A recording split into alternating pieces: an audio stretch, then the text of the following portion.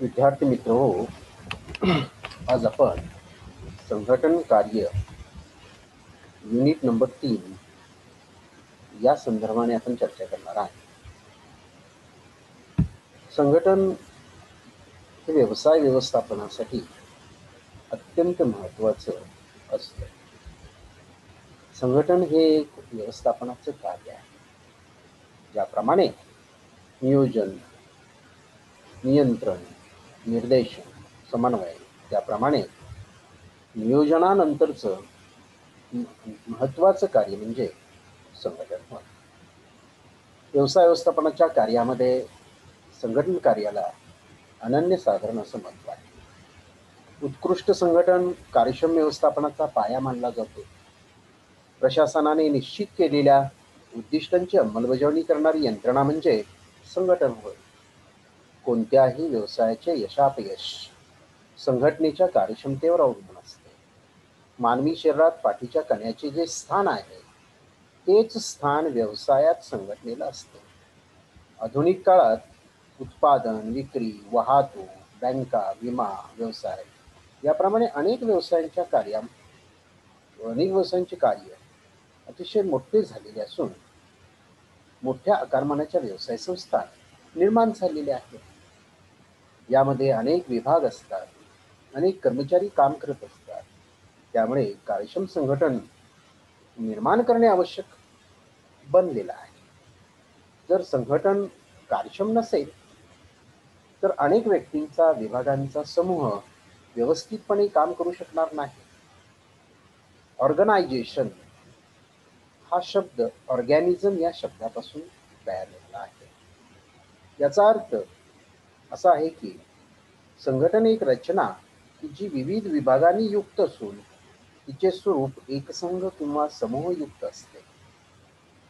उदाहरणार्थ मानवी शरीर हे एक उत्कृष्ट उदाहरण आहे.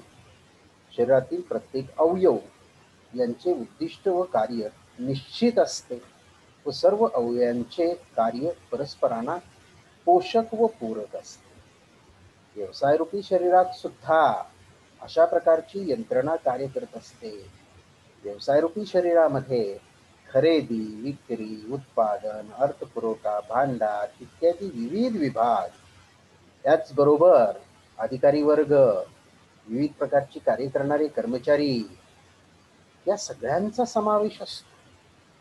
ते व्यवसायरूपी संस्थेमध्ये किंवा व्यवसाय संस्थारूपी शरीरात ते कार्य करत असतात. त्यांची उद्दिष्टे व कार्ये निश्चित असतात. त्यांची उद्दिष्टे व या सर्वांनी मिळून व्यवसायातील संघटन निर्माण होत असते. म्हणजे प्रशासनाने ठरवलेल्या उद्दिष्टांची अंमलबजावणी करणारी यंत्रणा म्हणजे संघटन होय. संघटन ही संज्ञा व्यवस्थापनात 2 अर्थाने वापरली जाते. पहिला अर्थ म्हणजे रचना किंवा यंत्रणा या अर्थाने. रचना म्हणजेच व्यक्तींचा समूह, व्यक्तींचे परस्पर संबंध, त्याला इंग्रजीमध्ये ऑर्गनायझेशन असे म्हणतात. दुसरा अर्थ म्हणजे प्रक्रिया. या अर्थाने ती वापरली जाते.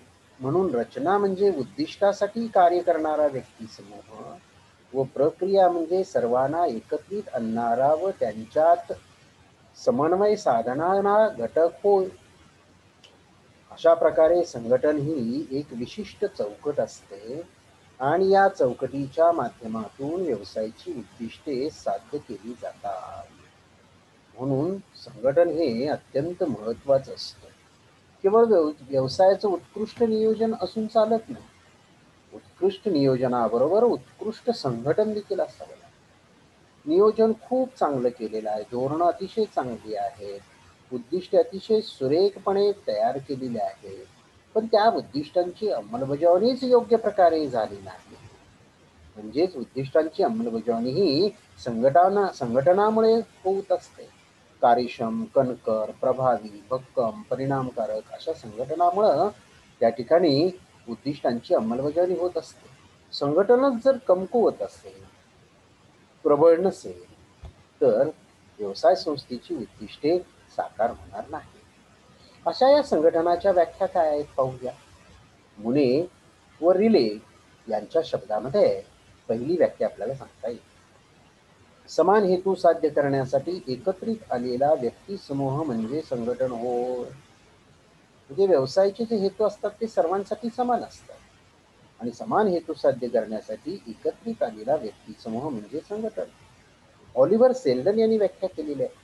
व्यक्ती समूहाने करावयाचे कार्य कार्यक्षमतेने व पद्धतशीरपणे व समन्वय निर्माण करून केले जाईल अशा रीतीने ते एकत्रित करण्याची क्रिया म्हणजे संघटन होय. तिसरी व्याख्या आहे स्प्रिंगेल व लॉन्सबर्ग. संघटन म्हणजे उपक्रमामधील विविध घटकांमध्ये आढळून येणारा रचनात्मक संबंध होय. उर्विक यांनी म्हटलेलं आहे की कोणतेही कार्य करण्यापूर्वी कोणत्या क्रिया आवश्यक आहे हे ठरवून त्या क्रियांची जबाबदारी विशिष्ट व्यक्तीवर सोपवणे किंवा अनेक व्यक्तींवर सोपवणे म्हणजे संघटन होय. ब्रेच यांच्या शब्दामध्ये व्याख्या आहे संघटना ही व्यवस्थापनाची चौकट असते. कारखान्यातील कोणतेही कार्य कार्यक्षमतेने व्हावे म्हणून उत्पादनाच्या जबाबदारीचे भाग पाडून त्याची विभागणी निरनिराळ्या समूहात केली जाते. त्याला संघटन असे म्हणतात. अशा या संघटनाची काही वैशिष्ट्ये आहेत. वरील व्याख्यांवर थोडासा विचार जर केला तर व्याख्यांवरून आपल्याला या संघटन कार्याची वैशिष्ट्ये आपल्याला समजून येतील. पहिलं वैशिष्ट्य आहे संघटन हा एक व्यक्ती समूह असतो. दुसरं वैशिष्ट्य आहे संघटना व्यक्ती समूहाची जबाबदारी निश्चित करते. तिसरं आहे संघटनेत श्रमविभाजन अधिकार व जबाबदाऱ्या यांचे नियोजन करण्यात येते. चौथं वैशिष्ट्य आहे संघटनेची निर्मिती सामान्य उद्देशाच्या प्राप्तीसाठी केली जाते. पाचवं उद्दिष्ट आहे मित्रांनो संघटनेचा उद्देश अधिकाऱ्यांचे कार्यक्षेत्रे निश्चित करणे हा असतो. सहावं उद्दिष्ट आहे संघटना ही क्रियात्मक संकल्पना आहे. सातवं उद्दिष्ट आहे संघटनेतील व्यक्ती समूह नेतृत्वाच्या हाताखाली कार्य करीत असतो. आठवं आहे संघटन ही व्यवस्थापनातील महत्वाची यंत्रणा आहे की ज्या यंत्रणेमुळेच व्यवसाय संस्थेची उद्दिष्टे मूर्त स्वरूपात येतात. व्यवसाय संस्थेची उद्दिष्टे साध्य होत असतात. नववं वैशिष्ट्य आहे संघटनेमार्फत प्रत्येक कर्मचाऱ्याचे स्थान व त्याची जबाबदारी निश्चित होते. आणि 10वं वैशिष्ट्य आहे संघटनेमुळे व्यवसायातील प्रयत्नांना ठराविक दिशा प्राप्त होते. तेव्हा मित्रांनो अशा प्रकारे संघटन म्हणजे एक चौकट असते, एक यंत्रणा असते की ज्या यंत्रणेमध्ये अनेक विभाग असतात, अनेक अधिकारी असतात, अनेक कर्मचारी असतात. प्रत्येकाला काम वाटून दिलेलं असतं. प्रत्येकाची उद्दिष्ट निश्चित झालेली असतात. प्रत्येकाची कार्य निश्चित केलेली असतात आणि प्रत्येकजण आपापलं कार्य करत असतो. अशा प्रकारे संघटना कार्यांना किंवा व्यवसायातील जे लोक अधिकाऱ्यांचे प्रयत्न आहेत, कर्मचाऱ्यांचे जे प्रयत्न आहेत त्यांना योग्य दिशा देण्याचं काम करत असतो. म्हणून संघटना ही प्रभावी असावी लागते. अशा या संघटन कार्याची प्रक्रिया आहे. म्हणजे संघटन कार्य कसं पार पाडावं किंवा संघटन चांगल्या प्रकारे होण्यासाठी काय करावं लागेल यासाठी संघटन प्रक्रियेमध्ये काही टप्पे आहेत. आता पहिला टप्पा आहे कार्यांची यादी निश्चित करणे.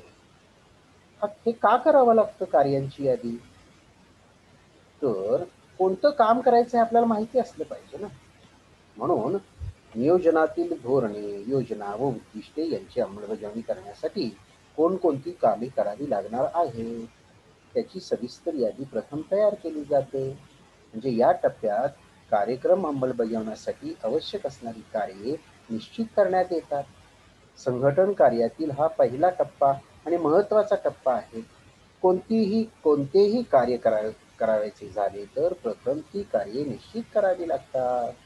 त्यानंतर कार्यांचे वाटप करावे लागते. म्हणून कार्य व क्रिया ठरवणे आवश्यक असते. त्या दृष्टीने संघटन प्रक्रियेतील पहिली पायरी म्हणजे जे कार्य करायचे आहे त्या कार्यांची यादी निश्चित करणे. हा संघटन प्रक्रियेतील पहिला टप्पा आहे.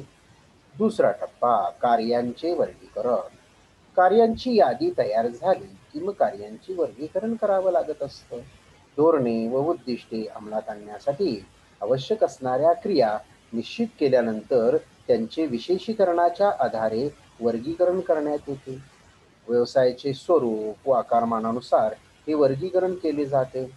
लहान लहान कार्यांचे एक ठळक कार्य करण्यात येते.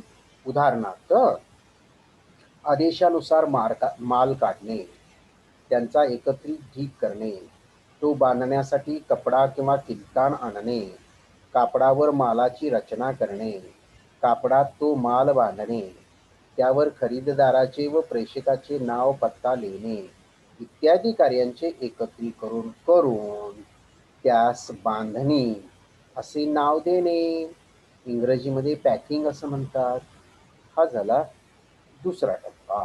तिसरा टप्पा म्हणजे विभागीकरण. कार्यांचे वर्गीकरण झाल्यानंतर त्यांची सोयीनुसार गटवारी करण्यात येते. त्या अंतर्गत क्रियांचे लहान गट, त्या गटांचा मोठा गट, नंतर उपविभाग, उपविभागांचा मिळून विभागांचे विभाग आणि विभागांचा एक वर्ग असं समूहीकरण केलं जातं. लेथ विभाग, ग्राइंडिंग विभाग, मिलिंग विभाग, रंग विभाग, जुळणी विभाग इत्यादी उपविभाग यांचा उत्पादन विभाग तयार करण्यात येतो.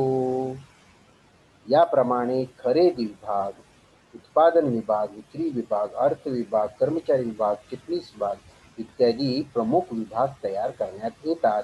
यालाच विभागीकरण असे म्हणतात. संघटन कार्यामधील चौथा टप्पा म्हणजे कार्यविशेष व व्यक्तिविशेष ठरवणे. आता विभागीकरण करण्याचे कार्य झाल्यानंतर प्रत्येक कार्याची वैशिष्ट्ये निश्चित केली जातात. विशिष्ट कार्यांचे स्वरूप, महत्त्व व त्यातील जबाबदारी विचारात घेऊन हे कार्य वैशिष्ट्ये तयार करण्यात येतात. हे कार्य वैशिष्ट्ये किंवा कार्य विशेष लक्षात घेऊन ते विशिष्ट कार्य करण्यासाठी कोणत्या गुणांची व पात्रतेची व्यक्ती आवश्यक आहे हे ठरवण्यात येते. व्यक्तिविशेष यामध्ये व्यक्तीचे गुण व पात्रता निश्चित केली जाते. कार्यविशेष व व्यक्तिविशेष केल्यामुळे कार्य वाटप सुरू होते. त्यानंतर पाचवा टप्पा म्हणजे कार्य वाटप करणे. कार्यांची वैशिष्ट्ये व व्यक्तींची आवश्यक पात्रता निश्चित केल्यानंतर या टप्प्यामध्ये प्रत्यक्ष कार्याचे वाटप करण्यात येते. व्यक्तीची पात्रता, कौशल्य इत्यादी गोष्टी डोळ्यासमोर ठेवून, विचारात घेऊन किंवा लक्षात घेऊन कार्यांचे वाटप करण्यात येते. कार्य वाटप विचारपूर्वक केले पाहिजे, कारण एकदा कार्य वाटप केलेले परत बदलता येत नाही. अशा प्रकारे हा पाचवा टप्पा आहे. सहावा टप्पा अधिकार प्रदान. कार्य वाटप करताना आवश्यक ते अधिकार प्रदान करण्यात येतात. विशिष्ट कार्य अधिक कार्यक्षमतेने करण्यासाठी आवश्यक तेवढे अधिकार देण्याची गरज असते. हे अधिकार प्रदान स्पष्ट असावे व अधिकार रेषेच्या मर्यादा निश्चित केलेल्या असाव्यात. अधिकार प्रदान यामुळे अधिकारांचे विकेंद्रीकरण होऊन सहाय्यकांचे मनपूर्वक सहकार्य लाभते. संघटन कार्यामधील सातवा टप्पा आहे जबाबदारीची निश्चिती. संघटन प्रक्रियेमधील हा सातवा टप्पा असून यामध्ये अधिकारासोबत जबाबदारीचे सुद्धा वाटप केले जाते. कारण जबाबदारी निश्चित केल्यामुळे अधिकारांचा दक्षतेने व काळजीने वापर केला जातो. जबाबदारीची जाणीव निर्माण करण्यासाठी जबाबदारीचे वाटप होणे आवश्यक असते. तसेच अधिकार व जबाबदारी यामध्ये योग्य समतोल साधावा लागतो. त्यासाठी अधिकार इतकीच जबाबदारी दिली जाते, त्यामुळे संतुलन साधले जाते. संघटन कार्यातील आठवा टप्पा म्हणजे कार्यसमूहातील समन्वय. व्यवसायातील विविध कार्ये अधिक कार्यक्षमतेने व्हावीत म्हणून कार्य वाटप केले जाते. वास्तविक ही कार्य किंवा कार्यसमूह हे परस्परांशी संबंधित अगर परस्परावलंबी असतात. म्हणून कार्य वाटप झाल्यावर ही त्यांचा परस्पर संबंध लक्षात घेऊन त्यांच्यात समन्वय साधावा लागतो. कार्यसमूहातील समन्वय फार महत्त्वाचा असतो. हा समन्वय साधला नाही तर संपूर्ण संघटन कार्य विस्कळीत होऊ शकते. त्यानंतर संघटन कार्यातील शेवटचा टप्पा म्हणजे मित्रांनो प्रत्यक्ष कार्य संघटन. हा संघटन कार्याचा शेवटचा टप्पा असून यामध्ये प्रत्यक्ष संघटन कार्य केले जाते. प्रत्यक्ष संघटन कार्यामध्ये कार्य वाटप, अधिकार व जबाबदारीची निश्चिती झाल्यानंतर प्रत्यक्ष कृती व्हावी लागते. या टप्प्यात संघटन प्रत्यक्ष कृतीमध्ये आणले जाते. दुसऱ्या भाषेत असेच म्हणता येईल की किंवा दुसऱ्या शब्दात असे म्हणता येईल की प्रत्यक्ष संघटन कार्याच्या प्रत्यक्ष अंमलबजावणीस सुरुवात केली जाते किंवा प्रारंभ केला जातो. अशा प्रकारे मित्रांनो आज आपण या ठिकाणी संघटन कार्य म्हणजे काय आणि संघटन कार्याची व्याख्या काय आहे, वैशिष्ट्ये काय आहे आणि संघटन प्रक्रिया कशी आहे या संदर्भाने चर्चा केलेली आहे. तेव्हा व्यवस्थापनाचं हे एक संघटन कार्य आहे आणि या संघटन कार्यामार्फतच व्यवसायाची उद्दिष्टे किंवा व्यवस्थापनाने जी उद्दिष्टे निश्चित केलेली आहेत ती उद्दिष्टे साध्य केली जातात. म्हणून संघटन कार्याला देखील खूप महत्त्व आहे. संघटन कार्य जर कार्यक्षम नसेल तर व्यवसायाची उद्दिष्ट साकार होणार नाही आणि व्यवसायाला यशप्राप्ती होणार नाही. मग अपयश पदरात पडेल. म्हणून जेवढं संघटन बळकट असेल, कणखर असेल, तेवढी व्यवसायाचं यश अधिक प्रमाणात व्यवसायाला यश प्राप्त होत असतं. आणि अशा प्रकारे आज आपण संघटन कार्यावर चर्चा केलेली आहे. याच्यावर नंतर उद्या आपण प्रश्न देणार आहोत.